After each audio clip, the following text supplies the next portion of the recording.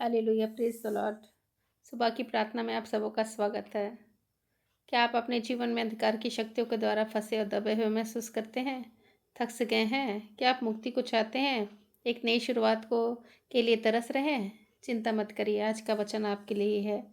अंधकार की शक्तियाँ वास्तविक हैं, आपके जीवन पर महत्वपूर्ण प्रभाव डाल सकती है।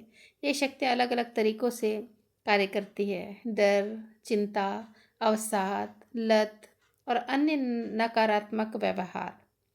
लेकिन बाइबल भी हमें कुछ चीज़ों को बताती है कि हम इनसे कैसे जीत प्राप्त कर सकते हैं।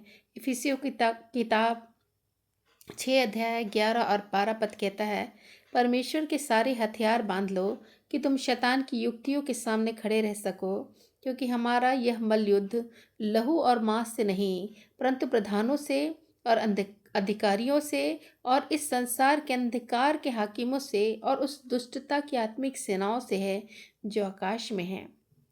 प्रियो, अंधकार की शक्तियाँ दो प्रमुख तरीकों से कार्य करती है। आज मैं दो तरीकों को आपको बताऊंगी। पहला तरीका है धोखा। वे आपको अपने बारे में, दूसरों के बारे में और परमेश्वर के बारे में झूठ पर विश्वास करने के लिए धोखा देना चाहते हैं। वे झूठ आपको विनाश के मार्ग में ले जा सकते हैं और आपको पापों के बंधन में रख सकते हैं। दूसरा, उत्पीड़न। बुरी ताकतें आपको डर, चिंता, अवसाद और अन्य नकारात्मक भावनाओं से दबाना चाहती है। ये भावनाएं भारी पड़ सकती हैं और आपको ऐसा महसूस करा सकती हैं कि आप उसकी पकड़ से मुक्त नहीं हो पा रहे हैं। आपके जीवन पर अंधकार की शक्तियों का प्रभाव। भय आपको विश्वास के साथ आगे बढ़ने और अपने जीवन के लिए परमेश्वर की इच्छा का पालन करने से रोक सकती है। अवसाद आपकी खुशी छीन सकती है और आपके जीवन का आनंद लेने से रोक सकती है। नशा नशा आपके स्वास्थ्य और रिश्तों को नष्ट कर सकता है। ये नकारात्मक व्यवहार आपको बंधन में रख सकते हैं, आपको पवित्र जीवन शैली जीने से रोक सकते हैं जो प्रभु को प्रसन्न करती हैं। हालेलुया। प्रियो, ये नकारात्मक बातें, भय, चिंता, अवसाद, लत, नकारात्मक व्यवहार, उत्पीड़न, भारीपन, रिश्तों की समस्या, स्वास्थ्य की समस्या, आध्यात्मिक हमले, ये सब अंधकार की शक्तियों के कार्य हैं।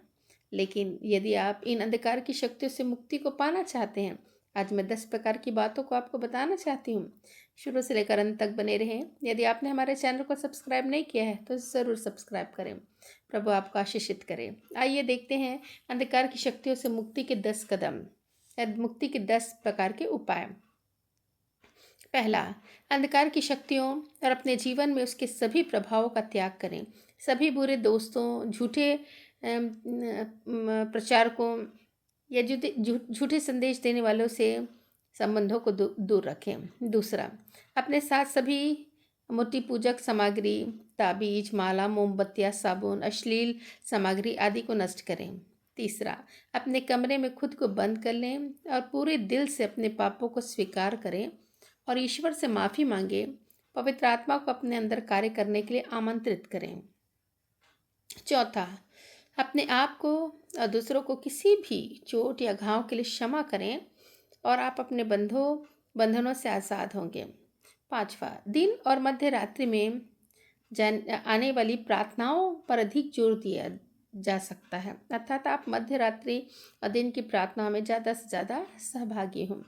छठवां, यदि आपके पास कार्य दिवस के दौरान एकांत में प्रार्थना करने के लिए कुछ खाली दिन हो तो उपवास करना बहुत आवश्यक है।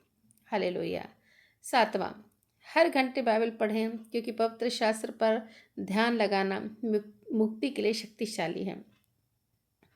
आठवां, आपको बाइबल में यीशु मसीह के निर्देशों के अनुसार जीने के लिए उत्सुक होना है। परमेश्वर के नियमों के प्रति, उसकी आज्ञाकारिता के प्रति निश्चित रूप से आप लोगों को शामिल होना है, आज्ञाकारी होना है। नौवां, हमेशा अच्छा ईसाई आराधना संगीत सुने आप, क्योंकि आपका मन ईश्वरीय अभिव्यक्तियों के साथ सक्रिय होना चाहिए। 10वां, यदि आपको आध्यात्मिक सलाह की आवश्यकता हो तो आध्यात्मिक सलाह के लिए परमेश्वर के सेवकों से मिले, जो पैसों के लिए पीछे नहीं भागते, परंतु संपूर्ण मन से परमेश्वर पर भरोसा रख के कार्य करते हैं।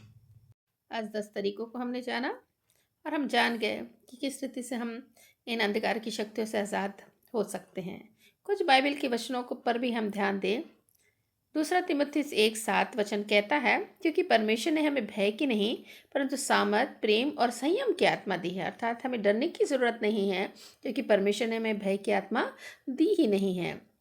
प्रभु का वचन कहता है यूहन्ना 10:10 में, चोर किसी और काम के लिए नहीं परंतु चोरी करने, घात करने और नाश करने के लिए आता है। मैं इसलिए आया कि वे जीवन पाएं और बहुतायत से पाएं। इसलिए प्रियो, हमें अपना भरोसा परमेश्वर पर रखना है, जो जीवन देने वाला परमेश्वर, जो बहुतायत से हमें जीवन दे सकता है।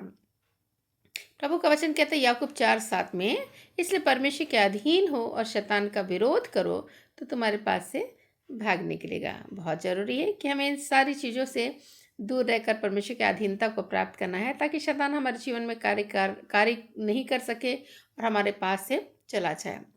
रोमियो की किताब 12 उसका 2 कहता है, संसार के सदृश्य न बनो परंतु तुम्हारी बुद्धि के नए हो जाने से तुम्हारा चाल चलन भी बदलता जाए, जिसे तुम परमेश्वर की भली भावती अस्थित इच्छा अनुभव से मालूम करते रहो। इन वचनों का निरंतर प्रोक्लेमेशन जारी रखें, घोषणा करें, ताकि आपके जीवन में हर एक डर, भय, चिंता दूर हो जाए और परमेश्वर की उन सारी प्रतिज्ञाओं पर भरोसा करें जो परमेश्वर कहता है, मत डर, मैं तेरे साथ हूँ। हमेशा परमेश्वर को अपने साथ रखें, अपने अंदर महसूस करें और इन सारी पाप भरी बातों से बचाव को प्राप्त करें, सारी अंधकार की बातों से बचाव को प्राप्त करें। आप कर सकते हैं, क्योंकि आप परमेश्वर की संतान है। परमेश्वर ने हमें वचन के द्वारा आशीषित किया है, वो हमारे साथ हमें छोड़ा नहीं, त्यागा नहीं, क्योंकि उसका वचन कहता है मैं तुझे कभी ना छोड़ूंगा न कभी त्यागूंगा। इसलिए प्रियो, निराश ना हो, चिंता ना करें, भय ना खाएं, नकारात्मक बातों को ना सोचें, परंतु परमेश्वर पर भरोसा रखें, ताकि आपके आने वाला जीवन, आने वाला भविष्य उज्जवल हो सके और परमेश्वर आप लोगों को आशीषित कर सके। इस प्रकार से हम निरंतर परमेश्वर को याद करते हुए, इस पर भरोसा रखते हुए अपने जीवन में सारी अंधकार की शक्ति से बचाव को प्राप्त करेंगे। हालेलुया। प्रभु आप लोगों को आशीषित करे। आमीन।